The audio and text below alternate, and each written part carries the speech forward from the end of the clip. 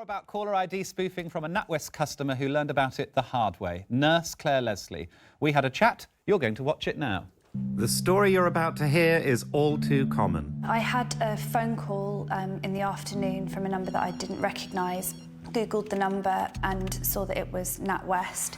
They told me that I'd been a victim of fraud and that he was trying to help me and to make sure that my money was safe, and we needed to transfer the money to a safe account that had been set up in my name. Initially suspicious, Claire asked for proof that this was really NatWest on the phone. He went through some of my payees. He went through some recent transactions that were legitimate. When I questioned him about why I should believe who he was saying he was, he said to look at the number on the back of my bank card, which was the number that he was calling from. They sent me through messages that came through on the same string of texts that the legitimate NatWest messages had come through with.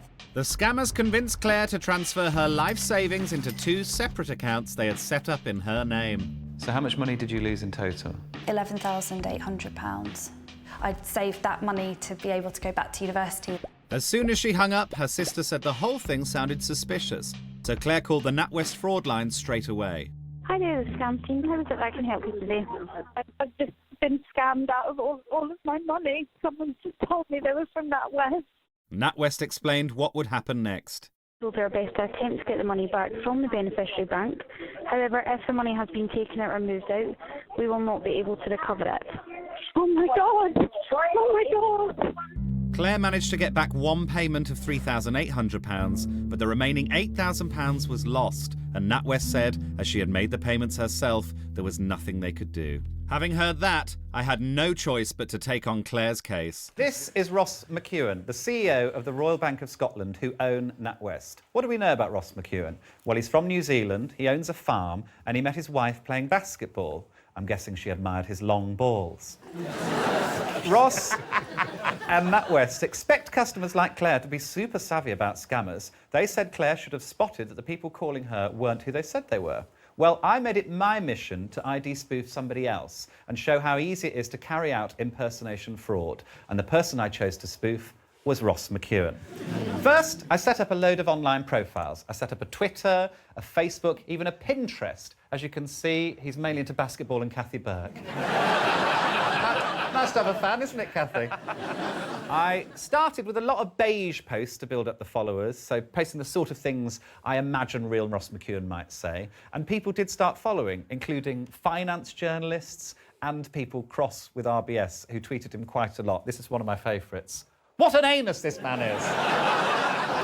What an anus could be a compliment, you know. What an anus! Once I'd built up a bit of a following, it was time to start having some fun. Ross's posts started to become slightly left field, shall we say. This is one. So confused about the clocks going back. Or is it forward? Might as well be sideways, lol. All of this, of course, started to attract attention, culminating in this, one of my proudest moments of my career today. This is the Metro newspaper. This is an actual article that was in it. This is the headline. Spoof tweets hit bum note for RBS boss. Let me read you an extract. The boss of RBS has fallen victim to an online prankster. That's me! Yesterday, the tone took a bizarre turn with the 61-year-old New Zealander supposedly telling the world, I've got a smelly bum-bum.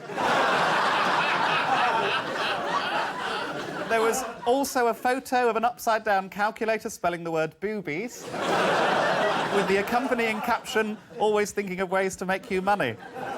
The Joker even tweeted RBS's official Twitter account, wondering, is anyone in the office think I left my charger?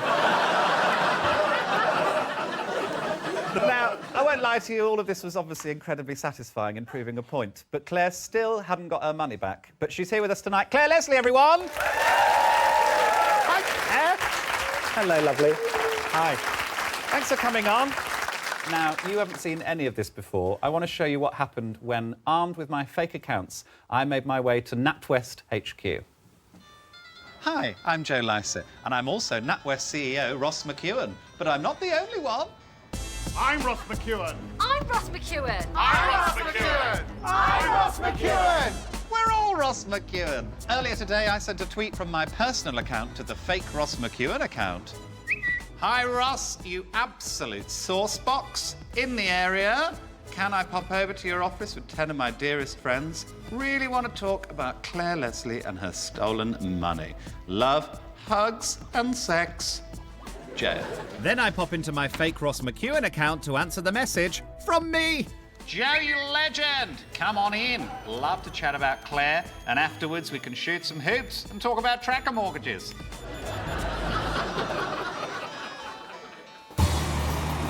The meeting was set. OK, Rosses, we've got work to do. Let's go.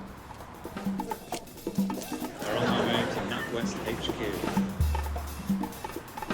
NatWest may be a banking behemoth, but I'm not going to let anything stand in my way. I'll get in the queue.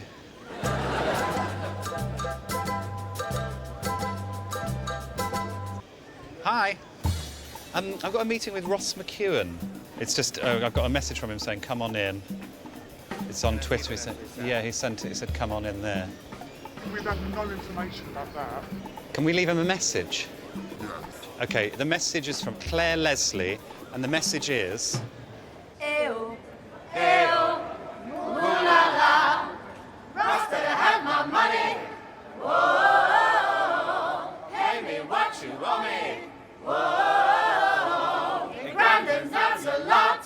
Don't act like you forgot. I call the shots, I call the shots, I call the shots. Rap, rap, rap, rap, rap, rap. Please give Claire her money back, thank you.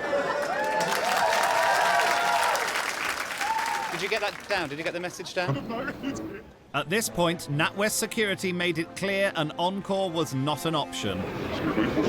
This guy liked it so much, he wanted a copy. You can't physically remove this from it. It's my property.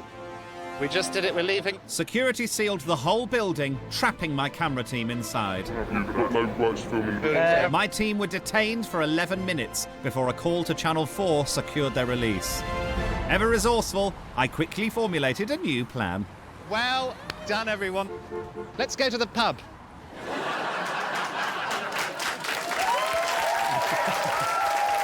Silly. Well, Claire, I'm afraid we didn't get to see Ross, but we did get in contact with them, and the next day they sent us this statement.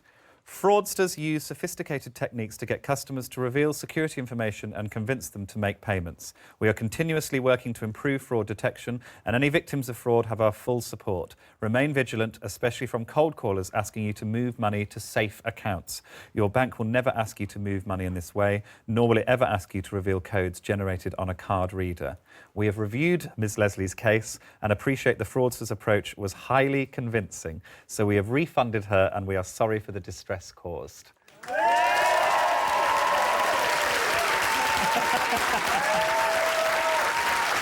You must be happy with that. Very happy with that. We got a Yes. victory!